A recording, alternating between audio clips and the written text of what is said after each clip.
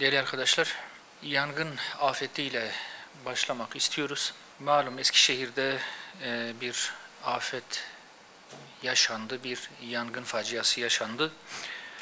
10 kardeşimizi bu afette kaybettik. 14 kardeşimiz de maalesef yaralanmış. Öncelikle vefat eden kardeşlerimize Allah-u Teala'dan rahmet diliyoruz. Yaralılarımıza da acil şifalar diliyoruz.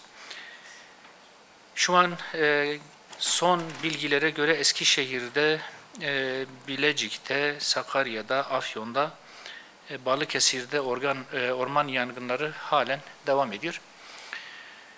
Bu son 1-1,5 ay içerisinde ciğerimiz yandı. Maalesef neredeyse bütün bölgelerimizde yangınlar yaşandı ve her yangında çok ağır bir felaketle, bir faciayla sonuçlandı. Ormanlarımız maalesef yanıp kül oluyor ve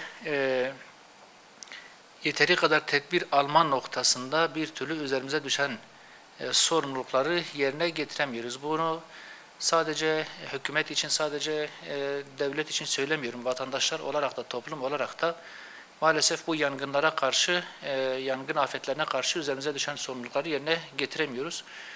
Birçok yangın faciası ormanlarda yer alan şişelerden, bu şişelerin güneş ışığını yansıtıp verecek görevini görmesinden kaynaklı birçok facia yaşandı. Dolayısıyla biz ormanlarımızı kirli kullanıyoruz, yeteri kadar önlem almıyoruz ve bu şekilde ciğerlerimiz yanıyor. Bu anlamda daha ciddi tedbirlere ihtiyaç olduğu herkese malum. Ümit ederiz ki bir daha bu yangınlar yaşanmaz, var olan yangınlar en kısa sürede söndürülür ve ormanlarımızı bir şekilde koruma altına alırız. Değerli arkadaşlar, gaz ile ilgili de bir bilgilendirme, bir konuya temas etmek istiyoruz. Gelinen son durum hakikaten içler acısıdır. Artık söylenecek hiçbir şey kalmamış. Çok ciddi bir zulüm söz konusudur, bir soykırım söz konusudur. Gazze'de yaşanan insanlık dışı soykırım her geçen gün hepimizin gözünün önünde daha vahim bir boyuta çıkıyor. Siyonist rejimin Han Yunus'u ikiye bölecek yeni koridor planı sözde 60 günlük ateşkes teklifinin samimiyetsizliğini açıkça ortaya koyan bir husustur. Abluka altındaki Gazze'de insanlar açlığa terk edilmiş durumdadır, ölüme sürüklenmektedir. Bu modern dünyanın gözleri önünde yaşanan bir soykırımdır. Açlık zorla yerinden etme ve sürekli bombardımanla yok edilmek istenen bu halkın dramı artık dayanılmaz bir boyuta ulaşmıştır. Bu kapsamda Kolombiya'da Lahey grubu öncülüğünde düzenlenen Gazze zirvesinde alınan kararlar tarihi bir önem taşımaktadır.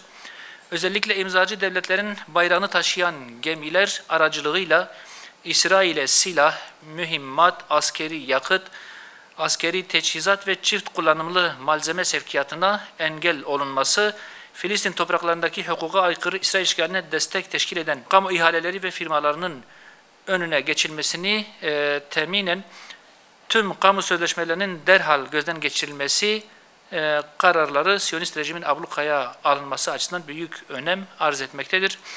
Gazze halkına uygulanan zulüm artık son bulmalı. İnsanlık vicdanı bu vahşete muhakkak dur demelidir. Gazze'deki kardeşlerimizin sesi olmak ve bu zulmü durdurmak için tüm dünya kamuoyunu daha kararlı ve somut adımlar atmaya davet ediyoruz. Bana dokunmayan bir yılan bin yaşasın anlayışı bugüne kadar hep kaybettirmeye devam ediyor.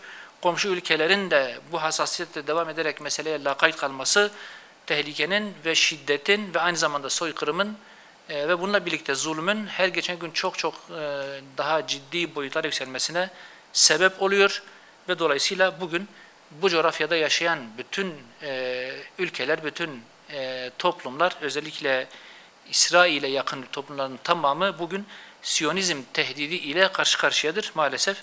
Bu anlamda insanlığın ayağa kalkması ve daha caydırıcı, daha somut adımları ve tedbirleri hayata geçirmesi zorunluluk haline gelmiştir. Son dönemlerde özellikle son 1-2 yılda aileye yönelik çok ciddi endişelerimiz oluşmaya başladı. Aile kurumumuz her geçen gün biraz daha zarar görüyor. yeni nesil, çocuklarımız, gençlerimiz ahlaki dejenerasyonla çok hızlı bir şekilde yıpranıyorlar, aile kurumu yok oluyor. Bu konuyla alakalı bazı hususlara değinmek istiyoruz. Sayın Cumhurbaşkanı da malum 2025 yılını aile yılı olarak ilan etti. Ancak bir yılın aile yılı olarak ilan edilmesi demek bir nevi çok ciddi tedbirler, önlemler ve çok ciddi ve kuşatıcı bir politikanın hayata geçirilmesi olarak algılanır. Evet, bir takım gelişmeler, bir takım önlemler var, bazı politikalar var ama mevcut durumda, mevcut sistemde aileyi tehdit eden unsurların ortadan kaldırılmasına ve ailenin güçlendirilmesine yönelik tedbirleri biz yetersiz görüyoruz. Bu noktada var olan politikaların bir kez daha gözden geçirilmesi gerektiği herkesin malumu. Medyada özellikle yaşanan gelişmeler ve medyanın dili, medyadaki yayın anlayışı da aile kurumuna ve değerlerimize çok ciddi anlamda zarar veren sahiplerin başında yer alıyor. Medyada aile kurumunu tahrip eden, zinayı ve sadakatsizliği teşvik eden, bunları normalleştiren ve bireysel sorumsuzluğu yücelten yayınların yer alması toplumun manevi yapısını ciddi anlamda zayıflatmaktadır. Aile kurumunun korunması ve güçlendirilmesi için devlet eliyle evliliğe teşvik eden maddi destekler ve sosyal projeler artırılmış olsa da yalnızca bu desteklerle yetinmek yeterli değildir. Elbette ki aile kurumunu güçlendirmek için ekonomik desteklerin yanı sıra kültürel, sosyal ve manevi farkındalığı arttıracak bir altyapı kurulmalıdır.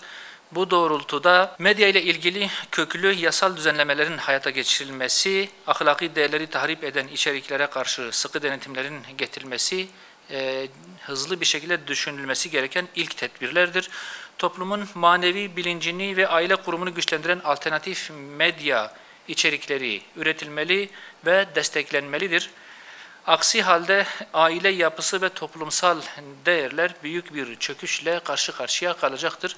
Değerli basın mensubu arkadaşlarım, Suriye ile alakalı da bir konuya temas etmek istiyorum. Suriye'nin bir daha kaosa teslim olması, teslim edilmesi, bu komşu ülkemizin, komşu toplumumuzun kaosa mahkum bırakılması kabul edilebilir bir durum değildir. Muhakkak bunun önüne geçilmesi lazım. Suriye 14 yılı aşkın bir süredir devam eden iç savaşın ardından istikrara kavuşma yolunda ilerlerken Siyonist işgal rejimi ve onunla işbirliği yapan güçlerin bölgesel emelleri doğrultusunda yeniden istikrarsızlaştırılmak istenmektedir. Bu süreçte Siyonist rejim Suriye topraklarında fiili işgal alanlarını genişletmekte ve saldırılarıyla krizi maalesef derinleştirmektedir. Suriye'nin yeniden iç savaşa sürüklenmesi yalnızca Suriyelileri değil tüm bölgeyi tehdit etmektedir. Bu tehdidin bertaraf edilmesinin yegane yolu silahların ve devlet otoritesinin yalnızca meşru yönetimde toplandığı bir düzenin kurulmasıdır. Tüm tarafların halkın refahını ve güvenliğini ön planda tutarak hareket etmesi bir zorunluluktur.